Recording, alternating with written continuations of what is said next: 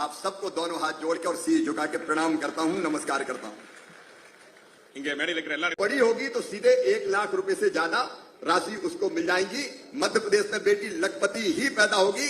ये लाडली लक्ष्मी योजना मध्य प्रदेश की धरती पर सबसे पहले मैंने बनाई, तो सरकार करेगी। और मध्य प्रदेश में मुख्यमंत्री कन्या विवाह योजना बन गई, जिसमें धूमधाम से बेटी की शादी सरकार करती है और पूरी गृहस्थी का सामान सरकार देती है बेटी को। इसके बाद प्रधानमंत्री जी मुझे दिल्ली ले गए, लेकिन मुझे काम भी दिया उन्होंने। तो किसान कृषि का और उसके साथ साथ रूरल डेवलपमेंट, जिसमें सेल्फ हेल्प ग्रुप की बहनें भी शामिल है, और तय किया, संकल्प किया प्रधानमंत्री जी ने कि हर बहन को लखपति दीदी बनाना है। लखपति कोई बहन धीरे धीरे कामकाज करते हुए सेल्फ हेल्प ग्रुप के माध्यम से हम हर बहन को लखपति बनाएंगे। प्रधानमंत्री जी ने संकल्प लिया 3 करोड़ लखपति दीदी। अब 2 करोड़ से ज्यादा लखपति दीदी हिंदुस्तान में बन गई है और जल्दी 3 करोड़ तक भी हम पहुंच जाएंगे। खेती के काम में भी बड़ी संख्या में लगी है। बिना महिलाओं के खेती किसानी का काम हो नहीं सकता, और इसलिए मैं 2 चीजें आपसे कहना चाहता हूं। नंबर 1, जितनी बहन यहां बैठी हैं वो आगे बढ़ें और ये तय करें कि हम अपना बिजनेस व्यवसाय प्रारंभ करेंगे। उसके लिए अनेकों योजनाएं भारत सरकार की। यह अलग बात है कि तमिलनाडु की सरकार की योजनाओं को लागू नहीं करती, लेकिन मैं आज आपको ये कहने आया हूं कि भारत सरकार की योजनाओं का लाभ आपको मिलना सुनिश्चित हो, उसमें दिल्ली में बैठ के हम कोई कसर नहीं छोड़ेंगे। मोदी जी की कई योजनाओं का लाभ यहां लेने नहीं देती। प्रधानमंत्री किसान सम्मान निधि में तमिलनाडु से केवल 20 लाख किसान हैं, बाकी राज्यों से देखिए आप 60 लाख 80 लाख किसान हैं, क्योंकि तमिलनाडु की सरकार ने उनकी सूची ढंग से बनाई नहीं, फॉर्मेलिटी पूरी नहीं की। और ये तमिलनाडु के हमारी बहनों को, भाइयों को जो खेती करते हैं, पीएम किसान सम्मान निधि का नाम लाभ नहीं मिल रहा है। हम एक टीम बनाएं जो पूरी सूची तैयार करे कि वो किसान जो पीएम किसान सम्मान निधि से छूट गए हैं, उनकी AKYC करवा के, आधार सीडिंग करवा के उनके नाम प्रधानमंत्री किसान सम्मान निधि में जुड़वाएं। एक छोटी टीम बने बहनों की, खुशबू जी से भी मैं निवेदन करना चाहता हूं, एक छोटी टीम बने बहनों की और वो बहनों की समस्याओं को उठाए और हम तक भी पहुंचाए, ताकि उन समस्याओं का समाधान कम से कम जिनका भारत सरकार कर सकती है, उनका समाधान हम तुरंत करके अपनी बहनों की बेहतर सेवा करने की कोशिश कर सकें। मैं इतना कहने आया हूं कि मैं केवल भाषण दे के नहीं जाऊंगा।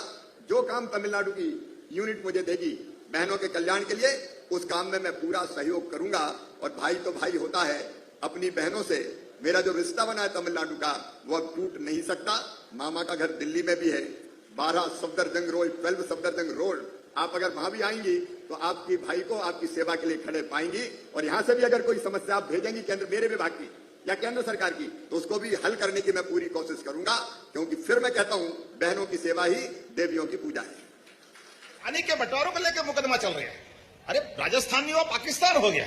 अरे वहां भी अपने लोग हैं, है कि नहीं अपने लोग? अरे आनंद के साथ वो राजस्थान भी पानी ले, हम भी पानी ले, वहां के किसान भी खेती करें, हमारे किसान भी खेती करें। पीने का पानी, उद्योग धंधे का पानी, सब प्रकार की व्यवस्थाओं के लिए, खेती किसानी के लिए हमने यशस्वी प्रधानमंत्री के माध्यम से पार्वती काली सिंह चंबल योजना का शुभारंभ किया। 70,000 करोड़ माननीय मोदी जी ने दिए, जोरदार अभिनंदन करें। 70,000 करोड़ रुपया। और एक नहीं, 3 नदी जोड़ो अभियान, एक राजस्थान के साथ, एक उत्तर प्रदेश के साथ, हमारा पूरा बुंदेलखंड केन बेतवा नदी जोड़ो अभियान के माध्यम से 13 जिले उससे जुड़े हुए, पार्वती काली सिंह चंबल के माध्यम से हमारा श्योपुर, ग्वालियर, मुरैना, हमारा शिवपुरी, राजगढ़, उज्जैन, शाजापुर, देवास, इंदौर, रतलाम, ये पूरा क्षेत्र मंदसौर नीमच तक का सब दूर पार्वती काली सिंह चंबल का लाभ मिलेगा। मां नर्मदा की कृपा से हमारा निमाड़ और मालवा तो पहले ही आनंद में हो गया, लेकिन ये बेल्ट बाकी रह गया था। इसलिए हमारे सरकार में, हमारी सरकार के बनने तक 42 लाख हेक्टेयर की सिंचाई होती थी, और अब 2 साल के अंदर लगभग 58 लाख हेक्टेयर की सिंचाई कर रहे हैं। और 5 साल में 100 लाख हेक्टेयर तक हो जाएगा, हर खेत में पानी, हर गांव-गांव तक सिंचाई का रकबा। ये बदलते दौर में हमारा अपना प्रदेश उन्नति कर रहा है, इस दिशा में आगे बढ़ रहे हैं। और आने वाले समय में तो बिजली के कनेक्शन भी भगवान सूर्यनारायण देवता का आनंद है। हमारे अपने प्रदेश के अंदर पूरे साल बादल अगर हटा दो तो सूर्यनारायण का आशीर्वाद हमेशा मिलता है। इसलिए किसानों को सोलर पंप देकर के खेत खेत पे अपनी बिजली भी खुद उत्पन्न करो, अपने खुद के खेत में बिजली का पंप चलाओ। आपको घर में लगे तो घर में भी बिजली जला लो, और कोई आटा चक्की वक्की छोटा मोटा काम करना हो वो भी परवारे काम हो तो 10 लाख पंप हर साल देंगे। हमारे 30 लाख किसानों को जोरदार अभिनंदन करें। ये हमारे किसानों के प्रति भावना। बोलने के लिए तो बहुत देर तक बोल सकता हूं, हमने सबने ऐसे कई मामलों में आगे बढ़ रहे हैं।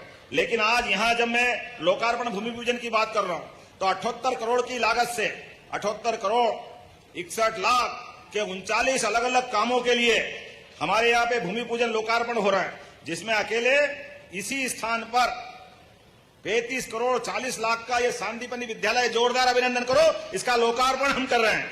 बच्चों के लिए, बच्चों के परिवार के लिए ये शिक्षा का पावन मंदिर भविष्य की नई इबारत लिखेगा। इसी अवसर पर नमस्कार किसान भाइयों, केंद्रीय कृषि मंत्री मनीष शिवराज सिंह चौहान जी ने किसानों के लिए 10 बड़े ऐलान किए हैं। साथ ही मुख्यमंत्री डॉक्टर मोहन यादव जी ने किसानों को बड़ी सौगात देते हुए कहा है कि हमारी सरकार किसानों के लिए साथ खड़ी है, किसानों की आय दोगुनी करवाएंगे। साथ ही केंद्रीय कृषि मंत्री मनीष शिवराज सिंह चौहान जी ने बताया है कि पीएम किसान योजना की जो 22वीं किस्त है वो किसानों के खाते में जल्द आएगी। 2-2 हज़ार रुपये की करोड़ों किसानों के खाते में राशि पहुंचेगी। कह सकते हैं किसानों के लिए बड़ी खुशखबरी है। फाइनल तारीख कह सकते हैं पीएम किसान की 22वीं किस्त को लेकर। साथ ही गरीबों को आवास योजना के अंतर्गत, पीएम आवास योजना के अंतर्गत पहली किस्त लगभग 35,000 रुपये की डाली जाएगी, ये उन्होंने बताया। फसल बीमा दूसरी किस्त 8,000 करोड़ रुपए मिलेगी। साथ ही लाडली बहनों को भी राशि जो है 1,500 रुपये मिलेगी। जो 32वीं किस्त है लाडली बहनों के खाते में, वो 1,500 रुपये लाडली बहनों के खाते में डालेगी। मुख्यमंत्री डॉक्टर मोहन यादव जी का जब भाषण आप लोग सुनेंगे तो आप लोग को जरूर पता चलेगा। और आप लोग हमारे चैनल को सब्सक्राइब भी कर लीजिए, क्योंकि जो भी नया वीडियो लाऊंगा उसका नोटिफिकेशन आप लोगों तक सबसे पहले पहुंचेगा। जो 25 लाख की लागत से जोरदार अभिनंदन करें। 6 करोड़ 91 लाख की लागत से ये अलग अलग बहुत सारे काम सब मिला करके, इतने सारे काम के आधार पे जब मैं बात कर रहा हूं तो डॉक्टर साहब ने फिर भी याद दिलाया, और बाकी है, और बाकी है। डॉक्टर साहब आप जो कहोगे वो सब करने के लिए तैयार है, आप बोलते तो जाओ। आपके ही कहने पर नागदा खाचरोद जावरा तक, उज्जैन से जावरा का 4 लेन 5,000 करोड़ का, जोरदार अभिनंदन करें, ये अपनी सौगात मिलने जा रही है। इस रोड से कई बार एक्सीडेंट होते थे, बड़े बड़े हेवी ट्रैफिक निकलता, ऐसे में गुजरात, राजस्थान, मध्य प्रदेश से जो जाते आते हैं उनको जोड़ने के लिए हमने ये 5,000 करोड़ की राशि का नया रोड निकाल रहे हैं। तो पास में होगा, थोड़ा नीचा कर देंगे, उनको आने जाने का लाभ भी देंगे। ये हमारी सरकार की प्रतिबद्धता है, किसानों को कोई तकलीफ नहीं आने देंगे। जो हो सकता है वो जरूर करेंगे। सतीश जी, डॉक्टर तेज बहादुर जी, उधर डॉक्टर राजेंद्र पांडे जी, 3 तो विधायक है, और सांसद जी यहाँ बैठे, और सुधीर गुप्ता जी मंदसौर में है। सर आज की स्थिति में जब चारों उंगली घी में और सिर कड़ाई में, क्या आनंद है। जोरदार अभिनंदन करो इन सबके लिए। कितने प्रकार के काम आप कराओगे, लेकिन कोई बात नहीं। अब तो यहाँ उज्जैन, इंदौर, रतलाम, शाजापुर, देवास, ये धार, ये 5-6 जिलों का मिलाकर के मेट्रोपॉलिटन शहर बना रहे हैं। अब ये हमारे मित्र कांग्रेस के नेता अध्यक्ष ये कह रहे हैं कहां इंदौर उज्जैन यहाँ ले आओगे। अब उनको कौन समझाए कि मेट्रोपॉलिटन का तुम अर्थ नहीं समझते तो मैं क्या करूं। जरा पढ़ लिख लिया करो भैया, समझ लिया करो यार। उनकी पार्टी के नेता भी थे। विधानसभा में जहां एक्ट बना और उस बने हुए एक्ट की सीमाएं तय हुई, और सीमा जो तय हुई उसमें 6 जिले के अलग अलग हिस्से को, धार का बदनावर, और बदनावर से इधर रतलाम तक का नगर, और रतलाम से नागदा खाचरोद से जोड़ करके शाजापुर और देवास तक का पूरा बेल्ट। अब आप बताओ, ये अगर मेट्रोपॉलिटन का हिस्सा खाचरोद बना, रतलाम बना, तो इनके पेट में क्यों मरोड़े छूटना चाहिए कांग्रेसियों को। इनको तो सुहाता नहीं है, तुम्हारे पिताजी ने तो कभी किया नहीं, इनको शर्म आना चाहिए। ये इस बात का विरोध करते, दुर्भाग्य के साथ करना पड़ेगा। ये कांग्रेस के लोगों को ये भी चाहिए, अरे चुनाव आए जब बोल देना भाई, लेकिन विकास का काम हो रहा है, आज तो साथ दो, आज क्या परेशानी है। लेकिन अभी से उनको लगता है हाय रे सत्ता, हाय रे सत्ता। अरे जनता मोदी जी को चाहती है, भारतीय जनता पार्टी को चाहती है। आने वाले समय में विकास का यही कारवां चलता जाएगा। और डॉक्टर साहब, अब रतलाम जब जुड़ा है तो आपके यहाँ भी मैं हेलीपैड से आया हूं। हमारे नागदा खाचरोद में, वहां तो नागदा में तो हवाई पट्टी है, लेकिन यहाँ हेलीपैड और स्टेडियम बनाना चाहिए खिलाड़ियों के लिए।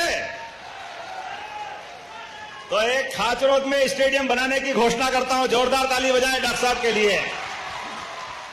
और नागदा खाचरोद के क्षेत्र में हमारी सब प्रकार की फसल, खास करके हरे बटले तो अमेरिका तक जाते और बंबई से होकर आते। जोरदार अभिनंदन करें। बटले की फसल धूमधाम से, इसलिए सभी प्रकार की फसलों के लिए हमारे यहाँ भविष्य में पानी, बिजली, सड़क सब हो रहा। ऐसे में किसानों की फसल दूर तक पहुंचाने के लिए यहाँ फूड पार्क भी बनाया जाएगा।